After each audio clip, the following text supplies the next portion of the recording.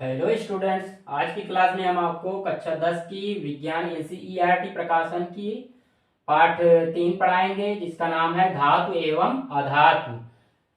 यानी कि सॉल्यूशन सहित पढ़ाएंगे सभी चैप्टर। इस क्लास में चैप्टर 1 से चैप्टर 16 तक के सभी वीडियो पढ़ाए जा रहे हैं, सभी क्लासें पढ़ाई जा रही हैं।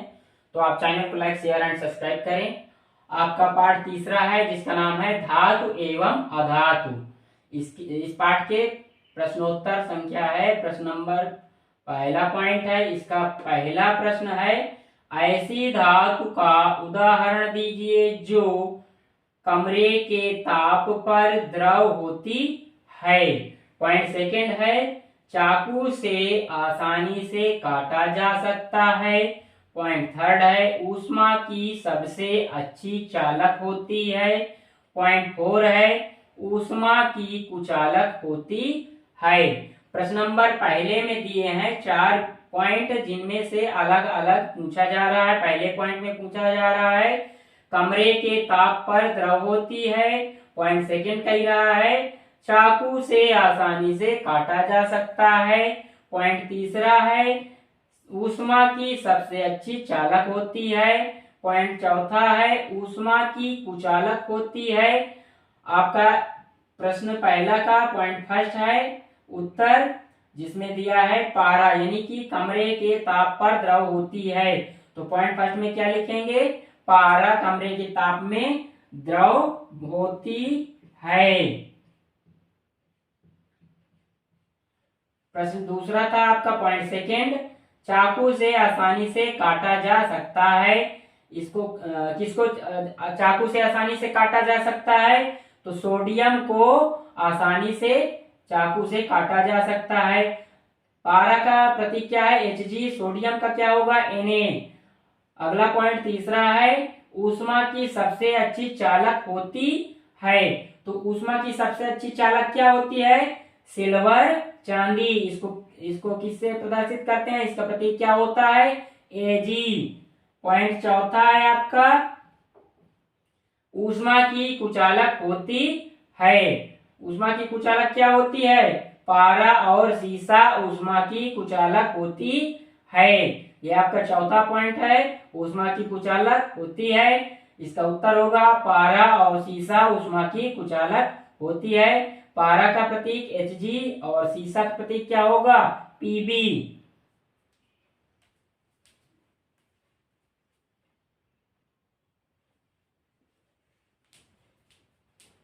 आपका अगला क्वेश्चन है क्वेश्चन नंबर 2।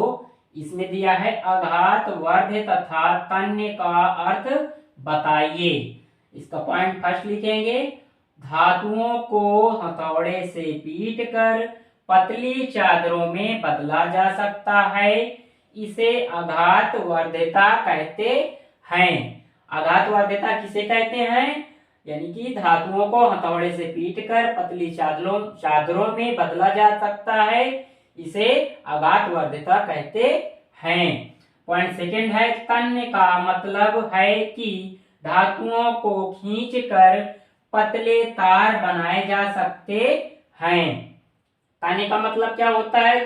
धातुओं को खींचकर पतले तारों में परिवर्तित करना या बदलना तन्यता कहलाता है या तन्य कहलाता है।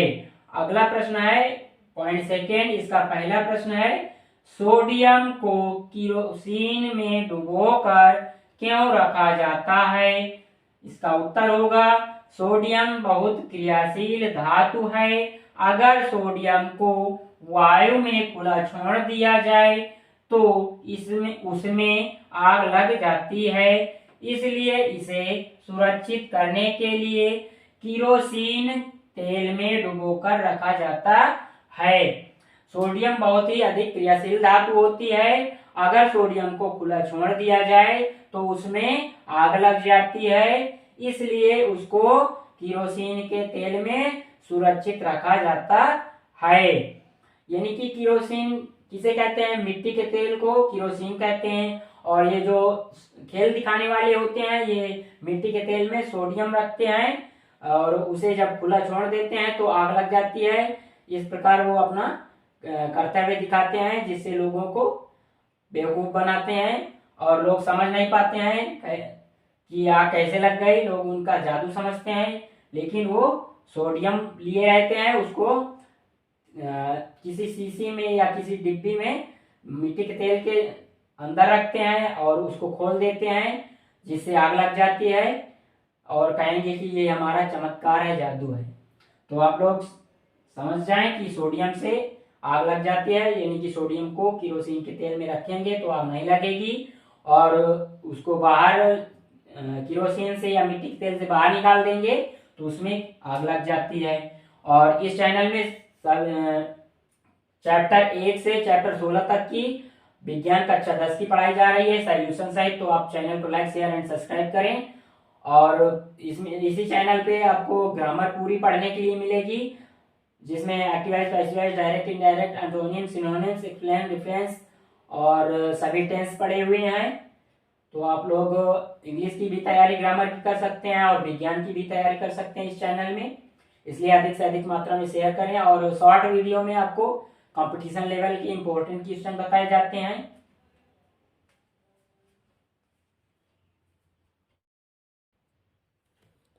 आपका अगला प्रश्न है नंबर 2, इन अभिक्रियाओं के लिए समीकरण लिखिए। क्या दिया है?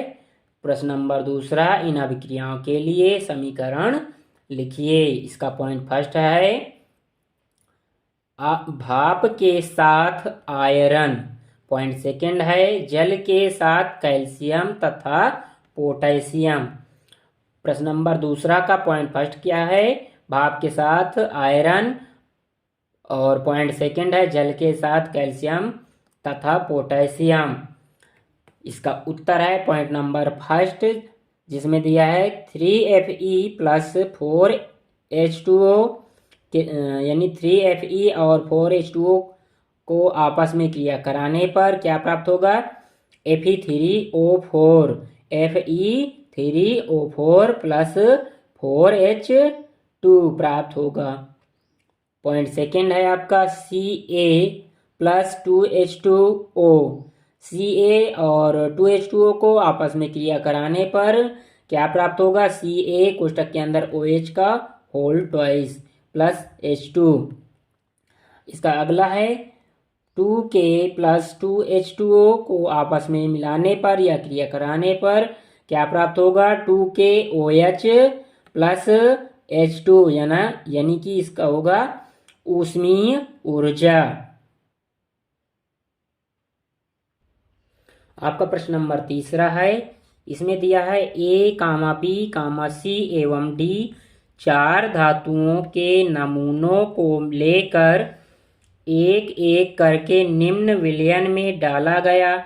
इससे प्राप्त परिणाम को निम्न प्रकार से सारणीबद्ध किया गया है।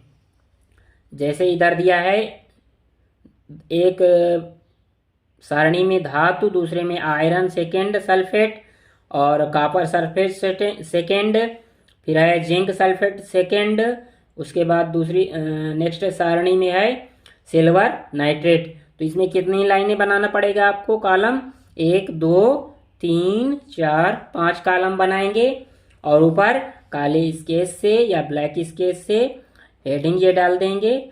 ब्लैक स्केच का प्रयोग पेपर में करेंगे तो एग्जामिनर अच्छे नंबर देगा आपको। दिया है पहले कॉलम में धातु, दूसरे कॉलम में आयरन सल्फेट सेकेंड, तीसरे कॉलम में कॉपर सल्फेट सेकेंड, और चौथे कॉलम में जिंक सल्फेट, पांचवें कॉलम में सिल्वर नाइट्रेट। धातु के नीचे क्या लिखेंगे? ए, आयरन सल्फेट सेकेंड के नीचे कोई अभिक्रिया, उसके बाद फिर है अभिक्रिया। कॉपर सल्फेट सेकेंड में लिखेंगे विस्थापन। जिंक सल्फेट में कुछ नहीं लिखना है आपको, सिल्वर नाइट्रेट में कुछ नहीं है। उसके बाद बी नंबर में विस्थापन है, और जिंक सल्फेट, इसमें कॉपर सल्फेट में कुछ नहीं है आपका। जिंक सल्फेट में सोडियम अपक्रिया नहीं है, और सिल्वर नाइट्रेट में कुछ नहीं। धातु के नीचे सी नंबर में, धातु के नीचे सी है। उसके बाद इधर आयरन सल्फेट सेकेंड में लिखना है, कोई अपक्रिया नहीं। कॉपर सल्फेट में लिखना है, कोई अपक्रिया नहीं। जिंक सल्फेट में कोई अपक्रिया नहीं। सिल्वर नाइट्रेट में विस्थापन। उसके बाद धातु के नीचे डी नंबर है जिसमें दिया है आपका कोई भी कोई नहीं, इसमें लिखेंगे आयरन सल्फेट सेकंड में कोई अभिक्रिया नहीं, और कॉपर सल्फेट में लिखेंगे कोई अभिक्रिया नहीं, जिंक सल्फेट में कोई अभिक्रिया नहीं, सिल्वर नाइट्रेट में कोई अभिक्रिया नहीं।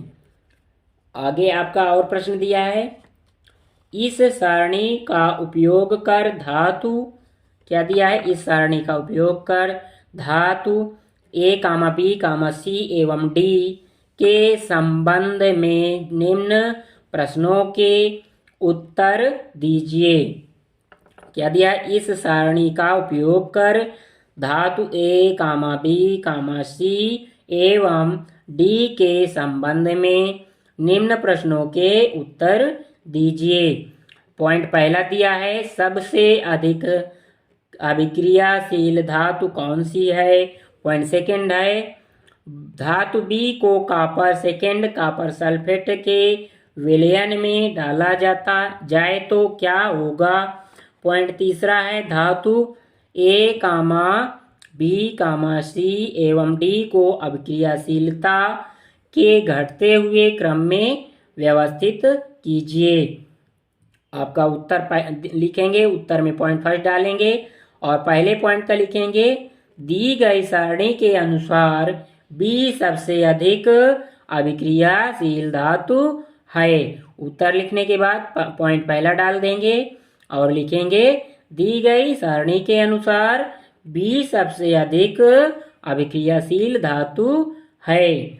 उसके बाद पॉइंट सेकंड लिखेंगे, इसमें लिखेंगे, विस्थापन जब धातु बी को कॉपर सेकंड सल्फेट में डाला जाता है तो धातु बी कॉपर को कॉपर सल्फेट विलयन से विस्थापित कर देती है तथा बी धातु का सल्फेट विलयन से विस्थापित कर देती है। बी धातु को सल्फेट एवं कॉपर धातु बनाती है। यहाँ कहीं कहीं का के स्थान पर को लिखा जाएगा, हम आपको दोबारा इसको पढ़ के बता रहे हैं। पॉइंट सेकंड दिया है, विस्थापन जब धातु को कॉपर सेकंड सल्फेट में डाला जाता है तो धातु बी कॉपर को कॉपर सल्फेट विलयन से विस्थापित कर देती है। उसके बाद पढ़ेंगे, बी धातु का सल्फेट विलयन से बी धातु को, यहाँ होगा बी धातु को सल्फेट विलयन से विस्थापित कर देती है और बी धातु को सल्फेट एवं कॉपर धातु बनाती है। कॉपर सल्फेट का नीला रंग धीरे धीरे फीका पड़ जाता है तथा कॉपर धातु का लाल रंग जो होता है वो भूरा अवक्षेप प्राप्त होता है। आप समझ के जरूर याद करेंगे, लिख के याद करेंगे तो जल्दी याद हो जाएगा। और प्रेशर से ना पढ़ें, माइंड को एकाग्र करके सभी उत्तर याद करें जिससे आपके पेपर में 70 में 70 नंबर प्राप्त होंगे। अब इसमें तीसरे क्रम में इनको आरोही क्रम में लिखना है, अवरोही में लिखना है, यानी कि पहले सबसे बड़ा, फिर उससे छोटा, फिर उससे छोटा, फिर बाद में सबसे छोटा। तो सबसे बड़ा क्या है, बी, उसके बाद सी, पहले बी लिखेंगे, उसके बाद ए, उसके बाद सी, फिर डी। तो सबसे बड़ा क्या है, बी, बी से छोटा क्या है, ए से छोटा सी, सी से छोटा डी।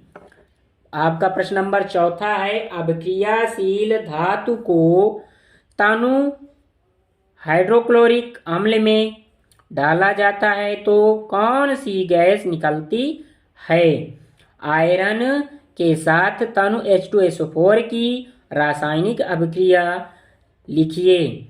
चौथा प्रश्न है, अभिक्रियाशील धातुओं को तनु हाइड्रोक्लोरिक अम्ल में डाला जाता है तो कौन सी गैस निकलती है। आयरन के साथ तनु H2SO4 की रासायनिक अभिक्रिया लिखिए। तो इसका प्रश्न उत्तर होगा हाइड्रोजन गैस उत्पन्न होती है, यानी कि अभिक्रियाशील धातु को तनु हाइड्रोक्लोरिक अम्ल में डालने पर कौन सी गैस निकलेगी, हाइड्रोजन गैस उत्पन्न होगी या हाइड्रोजन गैस उत्पन्न होती है। इसका समीकरण है FeS प्लस H2SO4। इन दोनों को आपस में मिलाने पर क्या प्राप्त होगा? FeSO4 plus H2। ये AQG ये जो दिया रहता है, इनको लिखना हो लिखें, ना लिखना हो ना लिखें, कोई दिक्कत नहीं है आपको, केवल इतना लिख दें FeSO4 प्लस H2। आपका अगला प्रश्न नंबर 5वां है, जिंक को आयरन सेकेंड सल्फेट के विलयन में डालने से क्या होता है? इसकी रासायनिक अभिक्रिया लिखिए। क्या दिया है?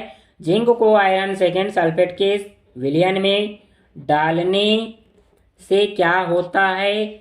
इसकी रासायनिक अभिक्रिया लिखिए।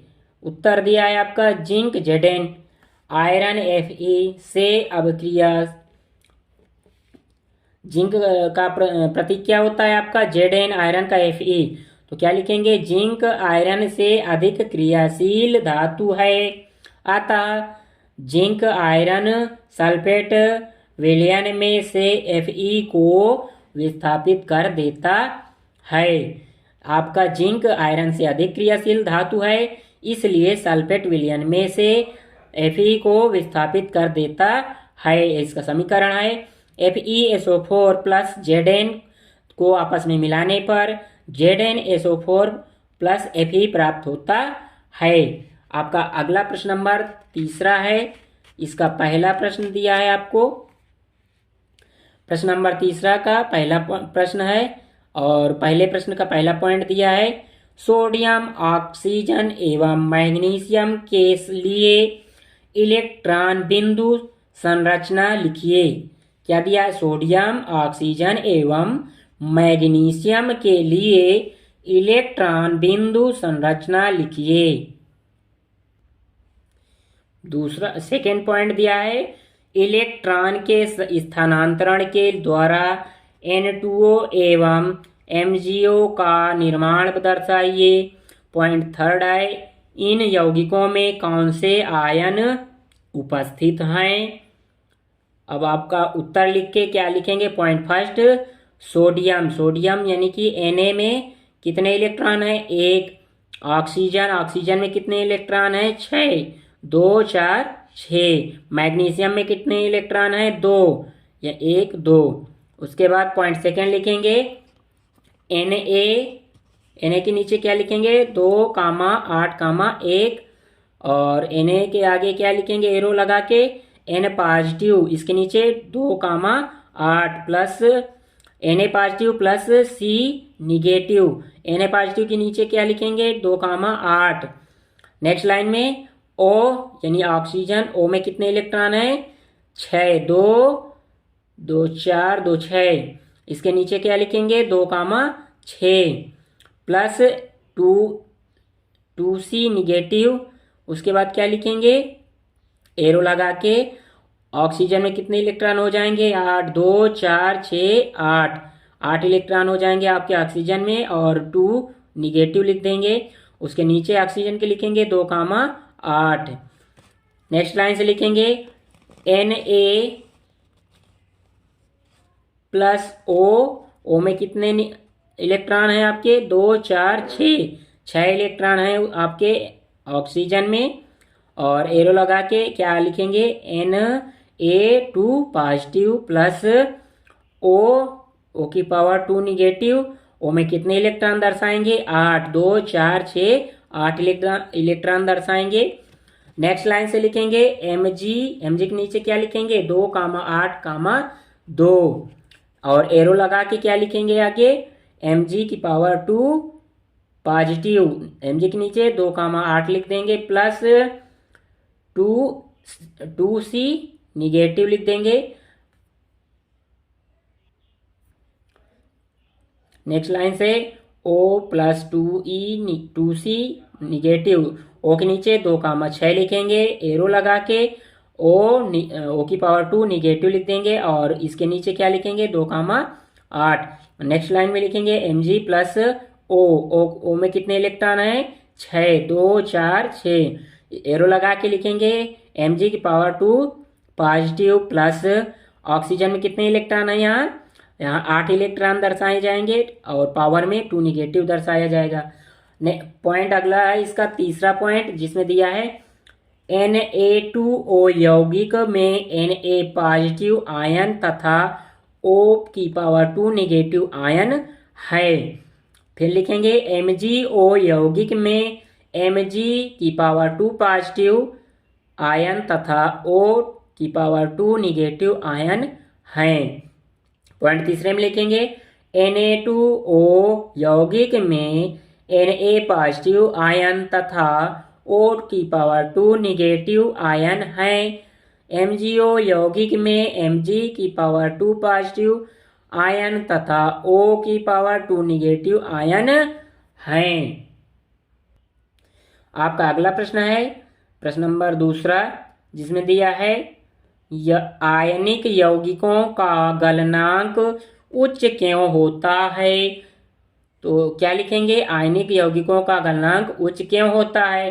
तो उत्तर लिखेंगे आयनिक यौगिकों में धनायन तथा ऋण आयन आपस में प्रबल अंतर आयनिक आकर्षण बल द्वारा जुड़े होते हैं। क्या लिखेंगे, आयनिक यौगिकों में धनायन तथा ऋणायन आपस में प्रबल अंतर आयनिक आकर्षण बल द्वारा जुड़े होते हैं। अतः बंध को तोड़ने के लिए बहुत अधिक ऊर्जा की आवश्यकता होती है, इसलिए इन यौगिकों के गलनांक उच्च होते हैं। क्या लिखेंगे इसका उत्तर, आयनिक यौगिक में धनायन तथा ऋणायन आपस में प्रबल अंतर आयनिक आकर्षण बल द्वारा जुड़े होते हैं। आपके जो ऋणायन और धनायन होते हैं ये प्रबल अंतर आयनिक आकर्षण बल द्वारा आपस में जुड़े होते हैं। अतः बंध को तोड़ने के लिए बहुत अधिक ऊर्जा की आवश्यकता होती है, इसलिए इन यौगिकों के गलनांक उच्च होते हैं। अगला प्रश्न नंबर चौथा है, जिसका प्रश्न नंबर पहला दिया है। इसमें लिखा है निम्न पदों की परिभाषा दीजिए। क्या दिया है, निम्न पदों की परिभाषा दीजिए। पॉइंट फर्स्ट है खनिज, पॉइंट सेकंड है अयस्क, पॉइंट थर्ड है आपका गैंग। 3 पॉइंट दिए गए हैं जिनके उत्तर देना है। तो पहला उत्तर लिख के पहला पॉइंट डालेंगे हेडिंग खनिज। क्या डालेंगे, हेडिंग खनिज। इसमें लिखेंगे ऐसे प्राकृतिक पदार्थ जिनमें धातुएं अपने यौगिकों के रूप में पाई जाती हैं खनिज कहलाते हैं। क्या लिखेंगे, खनिज में हेडिंग डालेंगे खनिज और लिखेंगे ऐसे प्राकृतिक पदार्थ जिनमें धातुएं अपने यौगिकों के रूप में पाई जाती हैं खनिज कहलाते हैं। पॉइंट सेकंड डालेंगे, हेडिंग डाल देंगे अयस्क। इसमें क्या लिखेंगे, जिनसे धातुओं का निष्कर्षण आसान एवं सस्ता हो ऐसे खनिजों को अयस्क कहते हैं। क्या लिखेंगे, पॉइंट सेकंड में हेडिंग डालेंगे अयस्क, उसके आगे लिखेंगे जिनसे धातुओं का निष्कर्षण आसान एवं सस्ता हो ऐसे खनिजों को अयस्क कहते हैं। पॉइंट तीसरा है जिसमें हेडिंग डालेंगे गैंग। इसमें लिखेंगे अयस्क में विद्यमान अशुद्धियों को गैंग कहते हैं।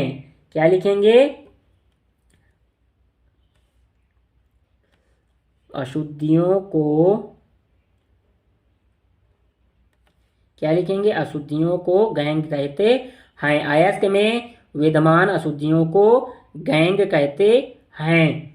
प्रश्न नंबर दूसरा दिया है इसका, 2 धातुओं के नाम बताइए जो प्रकृति में मुक्त अवस्था में पाई जाती हैं। क्या दिया है, 2 धातुओं के नाम बताइए जो प्रकृति में मुक्त अवस्था में पाई जाती हैं। इसका उत्तर होगा सोना तथा प्लेटिनम हैं।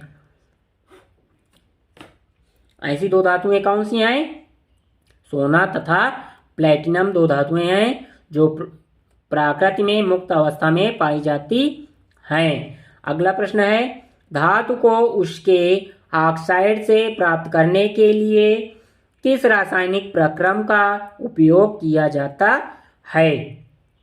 धातु को उसके ऑक्साइड से प्राप्त करने के लिए किस प्रक्रम का उपयोग किया जाता? क्या लिखेंगे? धातुओं को उसके ऑक्साइड से प्राप्त करने के लिए किस रासायनिक प्रक्रम का उपयोग किया जाता है? इसका उत्तर लिखेंगे, कम क्रियाशील धातु के ऑक्साइडों को केवल गर्म करके संगत धातुओं में अपचयित करते हैं। उत्तर में क्या लिखेंगे? कम क्रियाशील धातुओं के ऑक्साइडों को केवल गर्म करके संगत धातुओं में अपचयित करते हैं। समीकरण दिया है 2HgS उसके बाद प्लस 3O2। इन दोनों को गर्म करने पर क्या प्राप्त होगा? 2HgO प्लस 2SO2, यानी कि 2HgS प्लस 3O2 को गर्म करेंगे तो क्या निकलेगा आपका निष्कर्ष? 2Hg प्लस 2SO2 प्राप्त होगा। नेक्स्ट समीकरण है 2HgO को गर्म करने पर 2Hg प्लस O2 प्राप्त होगा। क्या प्राप्त होगा? 2Hg प्लस O2 प्राप्त होगा। आगे दिया है आपका नेक्स्ट लाइन से, संक्रियता श्रेणी के बीच में स्थित धातुओं में ऑक्साइडों को कार्बन के साथ गर्म करके धातुओं में अपचयित करते हैं। क्या दिया है? संक्रियता श्रेणी के बीच में स्थित धातुओं में ऑक्साइडों को कार्बन के साथ गर्म करके धातुओं में अपचयित करते हैं। समीकरण क्या लिखा है? ZnO plus C। इन दोनों को गर्म करेंगे तो क्या प्राप्त होगा? Zn plus CO। क्या प्राप्त होगा? Zn plus CO। इसे अपचयी क्रिया कहते हैं। क्या कहते हैं? इसे अपचयी क्रिया कहते हैं।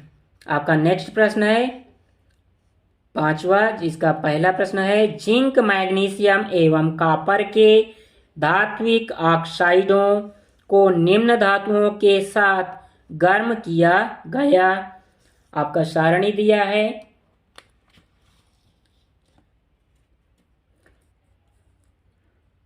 1 2 3 4 कॉलम बना लेंगे आप। एक तरफ क्या लिखेंगे? धातु, उसके बाद जिंक, फिर मैग्नीशियम, फिर कॉपर। क्या लिखेंगे? धातु के नीचे जिंक ऑक्साइड और जिंक ऑक्साइड के नीचे मैग्नीशियम ऑक्साइड, मैग्नीशियम ऑक्साइड के नीचे कॉपर ऑक्साइड। नेक्स्ट लाइन से लिखना है फिर, किस स्थिति में विस्थापन अभिक्रिया घटित होगी? क्या लिखेंगे? किस स्थिति में विस्थापन अभिक्रिया घटित होगी? इसका उत्तर लिखेंगे, पॉइंट फर्स्ट डालेंगे, जिंक ऑक्साइड तथा मैग्नीशियम के बीच विस्थापन अभिक्रिया होगी। क्या होगा? पॉइंट फर्स्ट में जिंक ऑक्साइड तथा मैग्नीशियम के बीच विस्थापन अभिक्रिया होगी। जिंक ऑक्साइड तथा मैग्नीशियम के बीच कौन सी अभिक्रिया होगी? विस्थापन अभिक्रिया होगी। समीकरण दिया है आपका ZnO प्लस Mg। ZnO और Mg को आपस में मिलाने पर क्या प्राप्त होगा? MgO plus Zn। क्या मिलेगा हमको? MgO plus Zn। Point second दिया है, कॉपर ऑक्साइड तथा जिंक मैग्नीशियम के बीच विस्थापन अभिक्रिया होगी। पॉइंट सेकंड में क्या लिखेंगे? कॉपर ऑक्साइड तथा जिंक मैग्नीशियम के बीच विस्थापन अभिक्रिया होगी। इसका समीकरण है CuO प्लस Zn। इन दोनों को आपस में क्रिया कराने पर क्या प्राप्त होगा? ZnO plus Cu। Next point दिया है आपका तीसरा है, इसमें दिया है कॉपर ऑक्साइड तथा मैग्नीशियम के बीच विस्थापन अभिक्रिया होगी।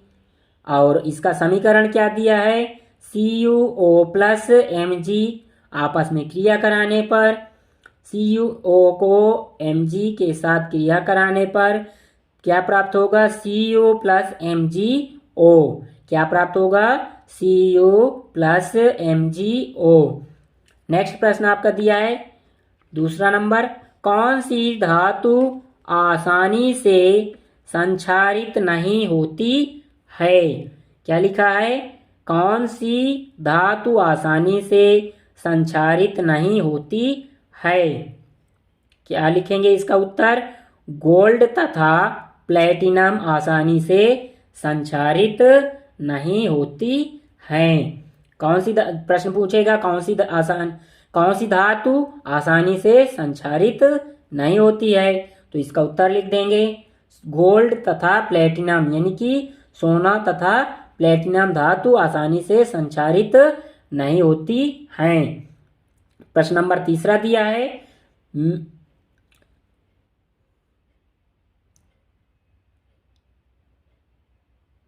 मिश्रातु क्या है। क्या दिया है, मिश्रातु क्या है होते हैं। ये श्रा लिखा है, श्री जैसे लिखते हैं नाम के आगे श्री, वही श्रा है। मिश्रातु क्या होते हैं, उत्तर में हेडिंग डालेंगे मिश्रातु, आगे लिखेंगे किसी धातु का अन्य धातुओं अथवा अधातुओं के साथ समांगी मिश्रण मिश्र धातु या मिश्र धातु कहलाता है। क्या होता है, किसी धातु का अन्य धातुओं अथवा अधातुओं के साथ समांगी मिश्रण मिश्रातु या मिश्र धातु कहलाता है। जैसे पीतल, कॉपर तथा जिंक की मिश्र धातु। मिश्र धातु हेडिंग डाल के लिख देंगे किसी धातु का अन्य धातुओं तथा अन्य धातुओं अथवा अधातुओं के साथ समांगी मिश्रण मिश्रातु या मिश्र धातु कहलाता है। जैसे पीतल, कॉपर तथा जिंक की मिश्र धातु हैं। वीडियो अच्छा लगा हो तो चैनल को लाइक, शेयर एंड सब्सक्राइब करें, क्योंकि इस चैनल में चैप्टर 1 से चैप्टर 16 तक की पूरी विज्ञान सॉल्यूशन सहित पढ़ाई जाएगी, जिसको पढ़ने से आपके 70 में 70 अंक प्राप्त हो सकते हैं।